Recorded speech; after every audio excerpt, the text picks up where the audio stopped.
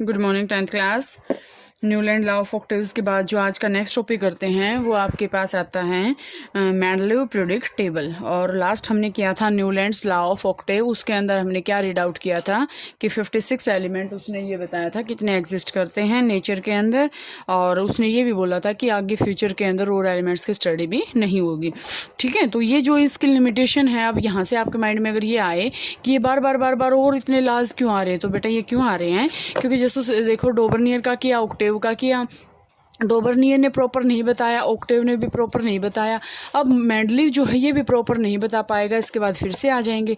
तो किसी की कोई भी अगर मिस्टेक, कोई भी अगर उसकी ओवरकम है, मतलब उसको हम ये करेंगे जो उसकी हैं लिमिटेशंस, उनको ओवरकम करने के लिए जो नेक्स्ट है वो लॉ है जो वो आता है, एग्जिस्टेंस में आता है। तो आज का हम करेंगे making order out of chaos means Mendeleev periodic table even after the rejection of Newlands law of Octave. मतलब क्या है, देखो अब यहाँ से ये लाइन फर्स्ट वही है कि इसको रिजेक्शन के बाद जो है many scientist continue to search for pattern that correlated the properties of elements with their atomic masses. क्या किया उसने, बहुत सारे साइंटिस्ट ने कंटिन्यू किया एक पैटर्न सर्च करना जो है एलिमेंट्स के एटॉमिक मास पे जो है प्रॉपर्टीज के जो है इंटर रिलेटेड हों। ठीक है, तो इसके बाद इसने क्या फाइंड आउट किया, The main credit for classifying elements goes to Dmitry Leonidovich Mendeleev। ये मेंडलीव मतलब ये इसका नाम है। Mendeleev a Russian chemist. He was the most important contributor to the early development of a periodic table of elements where in the elements were arranged on the basis of their fundamental property the atomic mass and also on the similarity of chemical properties. अब इस पूरी line में आपके में क्या आया कि ये जो है ना मेंडलीव, ये मतलब एक मेन साइंटिस्ट था जिसने जो है आज की जो मॉडर्न पीरियोडिक टेबल चली हुई है उसको जो है डेवलपमेंट उसने बनाई। When Mendeleev started his work, 63 elements were known। पीछे था, अब देखो उसने 56 एलिमेंट्स को स्टडी किया था, किसने, ऑक्टेव ने।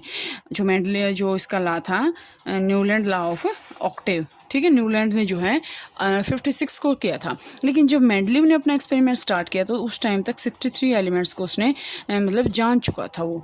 ही examined the relationship between the atomic masses of the elements and their physical and chemical properties. उसने क्या किया, रिलेशनशिप निकाला atomic mass of elements and their physical and chemical properties, कि कोई भी एलिमेंट्स हैं उनके एटॉमिक मास और फिजिकल और केमिकल प्रॉपर्टीज़ के बीच में क्या डिफरेंस है, उसके बेस पे उसने रिलेशनशिप निकाला। Among chemical properties Mendeleev concentrated on the compounds form by elements with oxygen and hydrogen.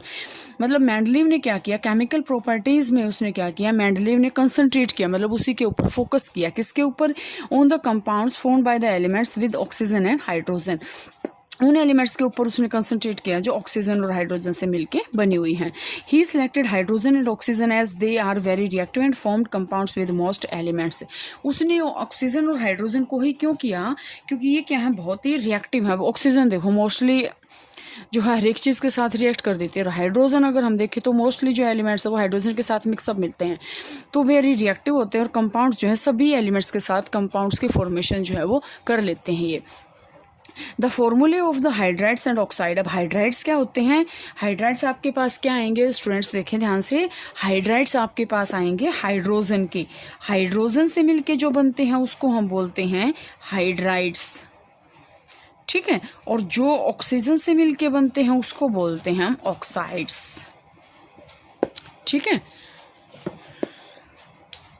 Oxides and hydrides formed by element were treated as one of the basic properties of the element for its classification। उसने hydrides और oxides को main लिया। ये MCQs में question आ सकता है कि Mendeleev ने किसको लिया था, हाइड्रोजन ऑक्सीजन को तो लिया था, लेकिन उसके कंपाउंड्स लिए थे, वो कौन से लिए थे, हाइड्राइड्स और oxides. He then took 63 cards and on each card he wrote down the properties of one element। 63 cards ले लिए उसने, हर एक एलिमेंट की प्रॉपर्टी को लिख दिया। He sorted out the elements with similar properties and pinned the cards together on a wall। उसने फिर क्या किया, अब जैसे उसने ऐसे जो है 63 कार्ड्स बना लिए, सब पे उसकी प्रॉपर्टी लिख दी, फिर उसने एक जैसे जो कार्ड्स थे उनको दीवार के ऊपर चिपका दिया। He observed that most of the element got a place in a periodic table and were arranged in the order of the increased atomic mass। देखें अभी तक जो है जितने भी लॉज आए हैं वो सारे के सारे एटॉमिक मास के ऊपर डिपेंड आए हैं। उसने क्या किया कि सारे के मोस्टली एलिमेंट्स क्या हैं, एक पीरियोडिक टेबल में अपनी एक जगह है उनकी, और जगह होने के बाद इसमें क्या है कि उसका जो है फिजिकल और केमिकल प्रॉपर्टीज़ क्या हैं, मतलब वो दोबारा से रिपीट हो रही हैं। It was also observed that there occurs a periodic reoccurrence of elements with similar physical and chemical properties। उसने ये ऑब्जर्व किया कि एक पीरियोडिक रीअकरेंस का मतलब क्या है, एक के बाद पांचवा आ गया, पांचवें के बाद सातवां आ गया, सातवें के बाद 19वां आ गया। उसमें क्या है कि मतलब एक पैटर्न के बाद जो है उससे प्रॉपर्टीज़ में जो है सेम सिमिलरिटी पाई उसने। On this basis, Mendeleev formulated a periodic law which state that the properties of elements are periodic function of their atomic mass।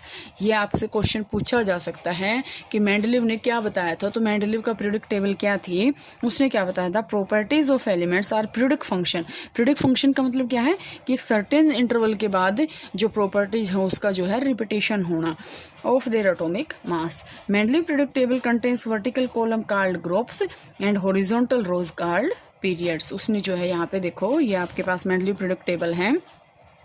ये जो आपके पास वर्टिकल लाइन है ना, ये वर्टिकल लाइन 1 2 3 4 5 6 7 8, ये जो है ना ऐसे ऐसे ये जो लाइन है इनको हम बोलते हैं ग्रुप, और जो इनको हम बोलते हैं पीरियड्स।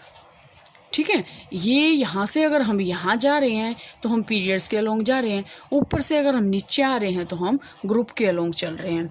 ठीक है, Mendeleev periodic table was published in a German journal in 1872। In the formula for oxides and hydrides at the top of the columns called the letter R is used for represent any of the elements in the group। Note the way formula is written। For example, the hydride of carbon CH4, carbon का hydride, carbon के hydrogen के साथ mixing, and oxide CO2 as RO2। ठीक है, RH4, ये R आपके पास क्या है उसका नाम दिया गया है। ठीक है, तो मेंडलीव पीरियोडिक टेबल है जो इसमें आपके पास जो नेक्स्ट आएगा वो इसके अचीवमेंट आएंगी। इसको धीरे धीरे करेंगे बेटा, क्योंकि आपके एग्ज़ाम भी चले हुए हैं, तो इतना डीपली एक बार कर लेते हैं, लेकिन थोड़ा सा धीरे धीरे चलेंगे। मॉडर्न पीरियोडिक टेबल आएगी, उसके बाद छोटा ही टॉपिक है, कोई इसमें प्रॉब्लम नहीं है। और साथ साथ अपने जो है एग्ज़ाम्स की भी बहुत अच्छे से प्रिपेयर करो उसको, और इसको जो है बेटा साथ साथ इसको भी आप करते रहें।